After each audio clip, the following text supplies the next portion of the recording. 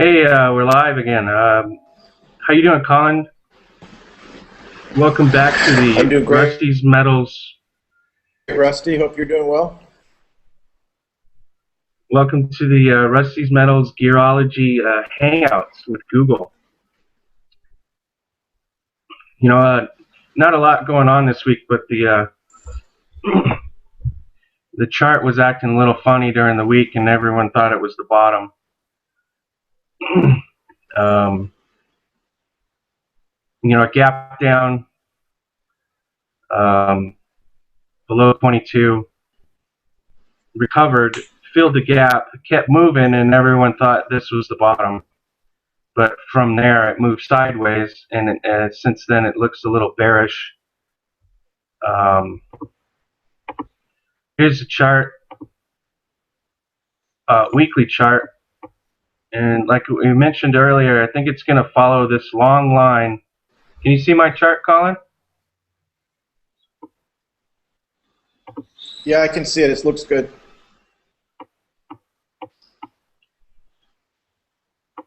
So I think I'm staying on the same plan here. I think it's going to follow this long trend line, maybe to right around here. And when the candles, I'd say 3 weeks, we got 3 weeks of bearish or sideways activity to consolidate this last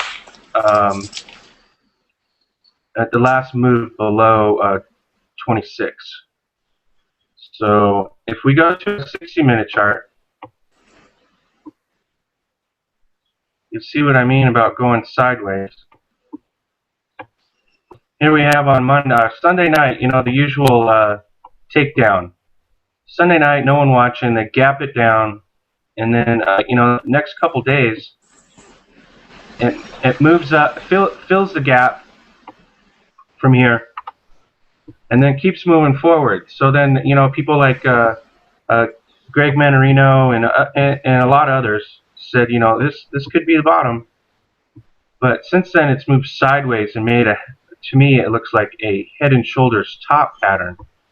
And Friday, the averages started to move downward, and the price has crossed or closed below on the 60-minute chart the 50-day moving average. So to me, that's bearish. MACD crossed over. It was at a oversold situation, moving down now.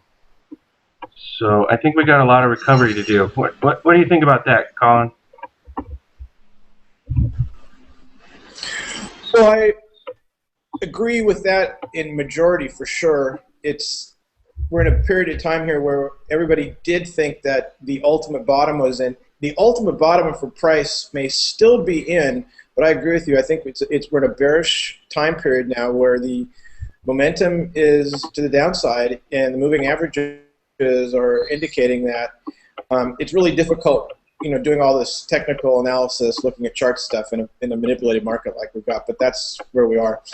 It was interesting. Yeah. I read one article this week by somebody who had analyzed the 1979, 1980 peaks, and to make a long story short, he was saying that if things held similarly in terms of the way peaks and pullbacks happened, that we might see weakness in the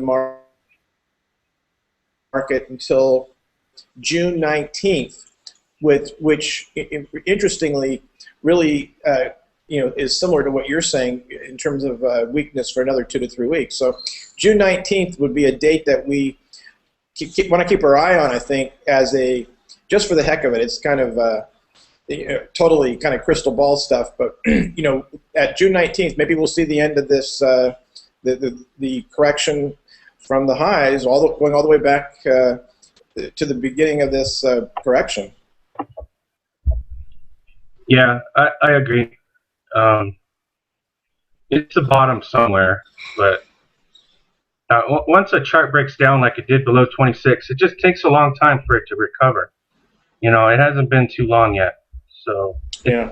A usual pattern would a chart pattern needs to consolidate or form between 3 to 6 months. So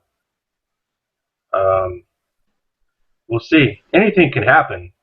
Don't get me wrong. I hope it goes up, of course.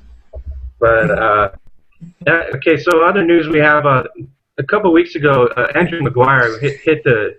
Yeah, we would have to. We would have to have. Go ahead, Colin. Go ahead. No, go ahead. Finish what all you were I was doing. going to say was that, the only thing that would change the only thing that would change the long-term consolidation that you're talking about, the 3 to 6 months, which to me is completely logical, is if some sort of extraordinary event occurs that totally changes sentiment on a dime, and we just start heading up. And those are the things nobody can know about ahead of time, practically. Yeah, and like you said, technical analysis in a manipulated market doesn't really work anymore, and that's why I don't have any money in the market, and that's why I listen to Greg Mannarino. So I love to trade stocks. I loved it. I'd sit there and research all day long, and I would not even think twice about it. But it came to a point where I couldn't figure out what's up, what's down. So okay, so other stuff. I lost my camera. So in other terms, Andrew Maguire a couple weeks ago hit the news lines, alternative news with Andrew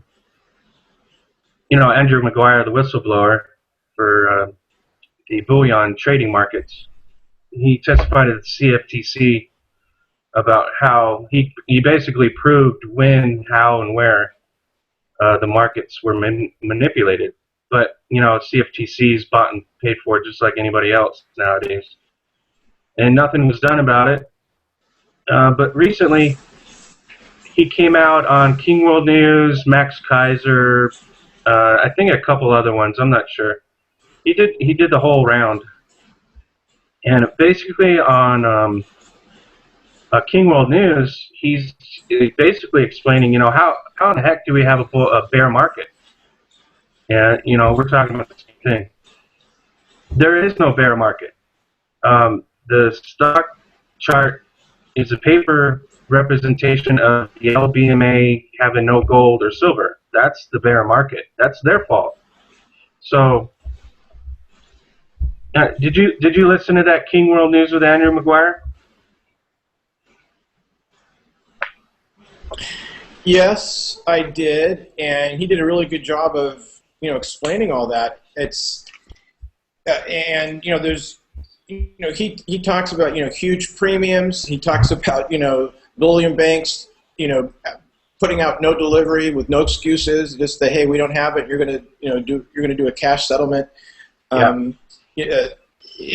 There's just nothing except bullish fundamentals everywhere, and the only difference is that people continue to look at these synthetic markets for direction, and until they do, we're going to still have this tug of war, I guess, kind of between the physical and the paper. And I think what you're seeing right now, as we've discussed before, is this slight, if you look at it as a tug of war, you see this the physical market slightly winning again, slightly pulling that flag back over across the middle point, and someday they're going to pull it all the way over, but it's still not quite there. Yeah, the old Achilles heel of the bankers is the silver market, and it looks like the silver bugs are, they're winning some battles here. The J.P. Morgan and HSBC, they have huge short positions in the gold silver markets. And if the public keeps buying, worldwide, silver and gold, the LBMA is going to collapse. It has to, because they don't have the gold. They leased it out, allocated gold. They leased it out, and they don't have what they say or what they're supposed to have. And they're giving cash settlements. Some of Andrew Maguire's talking points were, you can't have a bear market when physical demand is higher than it's been in 18 months. And then the wholesale market has been exponentially higher this whole year. People are buying in large amounts, paying premiums. There's bottlenecks in delivery, and there's waiting times.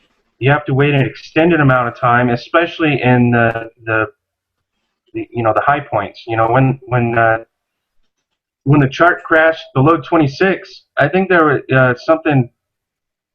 I think Miles Franklin, Andrew Hoffman mentioned that there's up to 8 weeks waiting time.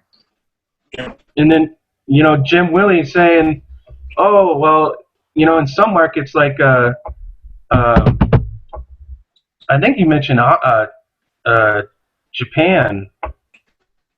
He said people you can't find large amounts of anything, and the people are paying premiums of $2,500 for gold.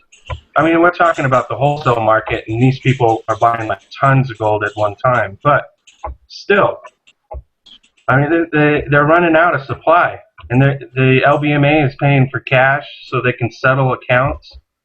And there's rumors that bullion banks are going to start going bankrupt, and by all means, they don't have it.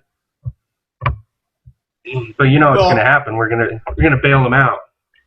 I was just gonna say. I mean, the bullion banks going bankrupt. That's it's a nice fan. I mean, everybody's gonna see. I just don't see how it's gonna. He's back in these cartels, and they're gonna figure some way. So, I mean, one of the things that everybody is interested to go listen to that interview on King World News. He said a couple things that were interesting. That he said that in his opinion, the bottom at 13.20 for gold was in.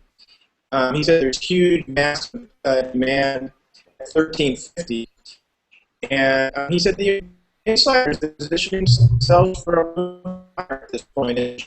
Earlier, these are some obvious signs. He gets to this. Inside, You're cutting out on us. What? You're cutting out. Stop shaking.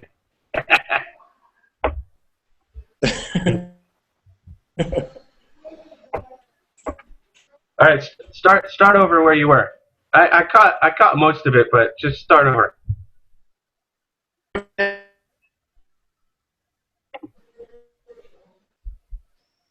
Losing you. I think I got the gist of it. The gold market has been, there's a bottom. Demand is as high as it's ever been in the past 18 months. You can't. It's in some parts of the world you can't even find gold or silver. The mint runs out, they cancel orders, or they don't cancel orders, but they delay, set prices or set amounts that you can buy per person, all that stuff. Eventually they're going to get broke, and we just have to keep buying. That's all. Everyone has to keep buying.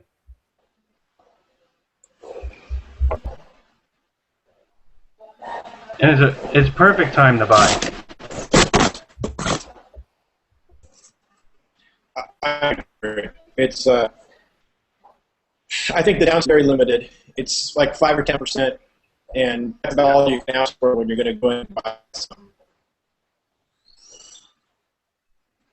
Yeah, silver could before the price really separates from the paper, spot price, we could see a lot lower prices. But I don't think that is going to happen. It's going to stay around. I think if price if demand keeps up, price drops below 20. I think that it's in game for the LBMA because everyone's going to be buying the heck out of it. In general, I agree. If the price, I lost you. I'm not there, huh? Nah, it cut out. Maybe we just call it a day. Wow. You're in Mexico. What do what can we do? Yeah. Fine. I see you perfectly and hear you good. So I'm sorry about that. That's okay. I think we got our point across. So just keeping everybody updated for the week. Okay. Well, yeah, and make sure everyone goes to the website, rustysmetals.com. Watch this video, share this video, let us know how we're doing. Colin and I are in partnership with the T-shirts for sale on the Rusty's Metals site, so everyone needs to buy a T-shirt. I still need to get one of those hats. Don't worry. I gotta get one of the.